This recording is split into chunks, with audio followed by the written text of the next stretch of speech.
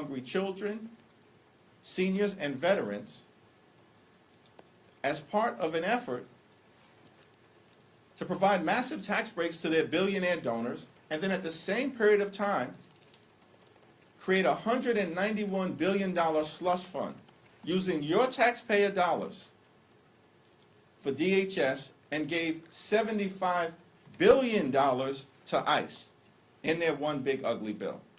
That's a value statement by Republicans. We're going to take your taxpayer dollars, we're going to rip health care away from you, we're going to deny you the type of nutritional assistance that should exist in the wealthiest country in the history of the world, and at the same period of time, we're going to give your taxpayer dollars to untrained and masked ICE agents who are unleashing violence, brutality, and lawlessness on American citizens, including killing 2 in cold blood. It's all related. And we're going to make sure we continue to forcefully drive that point home. Thanks, Leader Jeffries. Assuming that there is no deal in the next 24 hours, we'll see what happens in the Senate, would you rule out potential carve-outs to fund FEMA, to fund TSA, to fund air traffic control? We have 2 choices in front of us. On the one hand, there are dramatic, bold, meaningful changes that necessarily must occur to get ICE under control and to rein them in. On the other hand, Republicans may make the decision that instead of dramatically reforming ICE and other parts of the Department of Homeland Security with their out-of-control immigration enforcement efforts targeting American citizens, Republicans would rather shut down FEMA, shut down the Coast Guard, and shut down TSA. And if that happens, it's on them. Just like the American people concluded, despite what all the naysayers suggested would be the case, during the 43-day Trump Republican shutdown, the American people who are smart, they know Donald Trump's the president. Republicans control the House and the Senate. And if the entire government shuts down, or parts of the government shuts down, Republicans are the ones responsible. Have you had a chance, when it comes to the Jayapal case and the idea of looking at the search histories of lawmakers, have you had a chance to talk to Johnson about this at all? And are there any sort of reprisals that you, as Democrats, could pursue, be it a legal avenue? All of these toxic, corrupt, unhinged sycophants within the Trump administration, including but not limited to Pam Bondi, Kristi Noem, who's got to be fired. We believe that. And if it doesn't happen, it should have happened, she's getting impeached. Stephen Miller's got to go. He's the evil manipulator behind Donald Trump, whispering in Trump's ear, telling him what to do, unleashing this brutality and violence on the American people. They all have to go. The whole thing, the whole enterprise is corrupt. And all of them are going to be held accountable. Now that accountability can either happen right now because a handful of Republicans decide to partner with us to defend our values, the Constitution, and the best interests of the American people, or the accountability certainly is going to come in the aftermath of the November midterm elections. In the House, without question, and increasingly, likely in the Senate as well. You've laid down clear instructions for your members. Either show up to the Trump State of the Union and be silent, or don't go at all. Several of your members told me after you made that comment that they still want to go and register their opposition to him in some way. Are you going to have a conversation with those members? What on-the-record source do you have? Tell me. I'll tell you right now.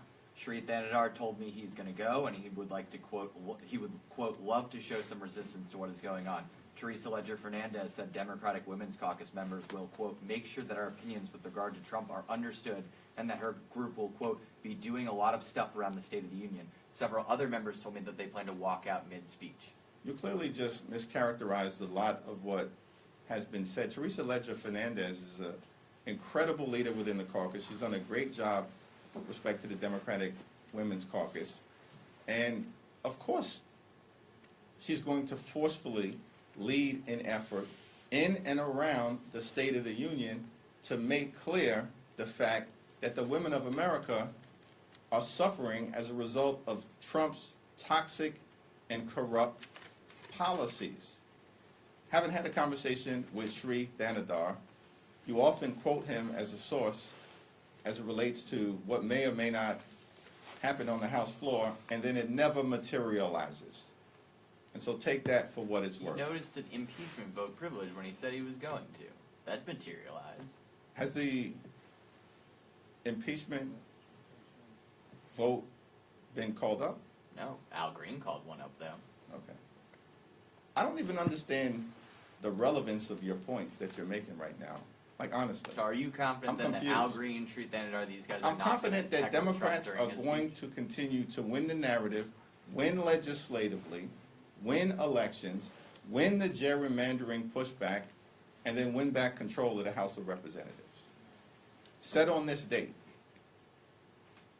And you can reference it whenever you want to. Whenever you want to. Just like the so-called primary that I was going to have that apparently is non-existent. Mr. Leader, last year that same issue came up with regard to protests on the floor, and you seem to be a little uncomfortable with the members protesting. Am I accurate? I mean, what would you like to see or not on the floor during State of the Union? Thank I you. think my view is that, listen, the American people are with us. We have Republicans on the run. We are fighting and defeating them legislatively, as was the case most recently on the floor yesterday. Republicans have the majority. We're governing in the minority as if we're in the majority. We've defeated them multiple times on the floor of the House of Representatives. We've defeated them in terms of the Affordable Care Act tax credits.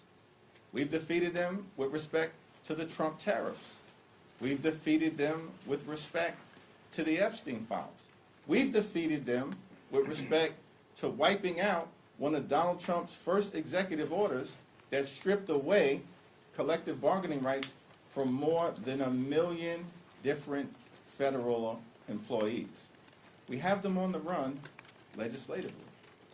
We have them on the run as it relates to their toxic gerrymandering scheme, where they, according to some cynics, were going to take 10, 12, 15 seats away from House Democrats, and apparently we were expected just to roll over and play dead.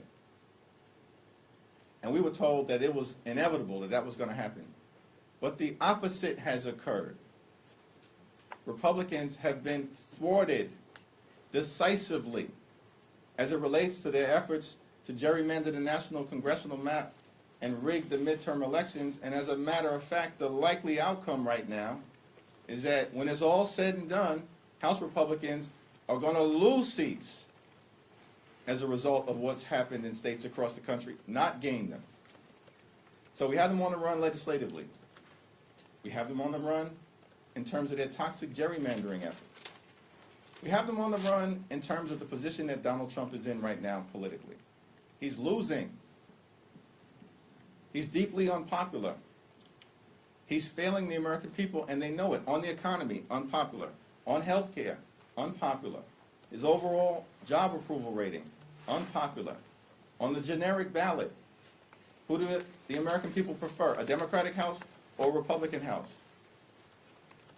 Democrats consistently up in the generic ballot.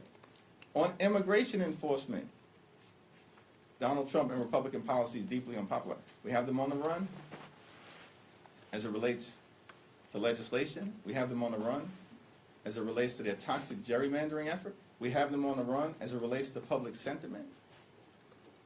And of course we have them on the run politically, as I've detailed. We have not lost an election during the entirety of the Trump administration in terms of races that were viewed as either competitive or marginally competitive. Because now we're in overperformance territory at like 31 points in Texas or 37 points in Louisiana. And so I think our perspective is just, we have them on the run, let's stay on offense and conduct ourselves accordingly with a recognition that the American people, those folks that Donald Trump will be speaking to from the House floor, the American people are with us and have turned against Donald Trump and the Republicans. Yeah. Thank you. I know it's a flyout day, but there is obviously this legislation pending in the Senate for DHS. I'm just curious what guidance, if any, you've given to members about sticking around DC, or like what kind of notice they'll get if they need to come back. I'm here today, I'm here tomorrow. If necessary, I'll be here this weekend, and there will be a significant Democratic presence on Capitol Hill. When it comes to the tariffs votes, what indications do you have that you'll have Republican support going forward, and how does the looming Supreme Court case influence the playbook here for you? Donald Trump promised to lower the high cost of living on day one. Costs haven't gone down, they've gone up. And the American people know it. 70% of the American people believe that the economy correctly is a disaster. That's according to Fox News. Housing costs out of control, grocery costs out of control, cost of goods out of control, child care costs out of control, health care costs out of control, electricity bills out of control. America's too expensive. It's gotten worse because of Donald Trump's policies and Republican compliance.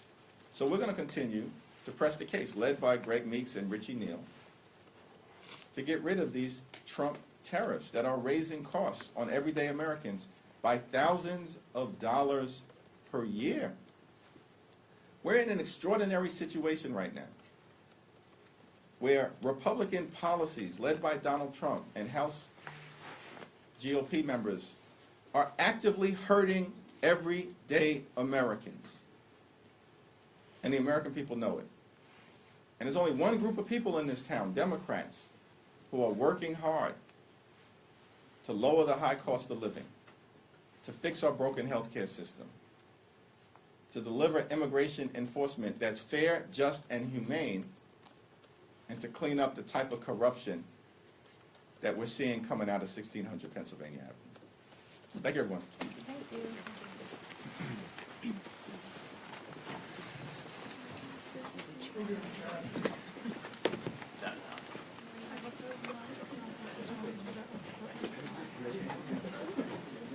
Forget your water. Is that yours? Oh, yes.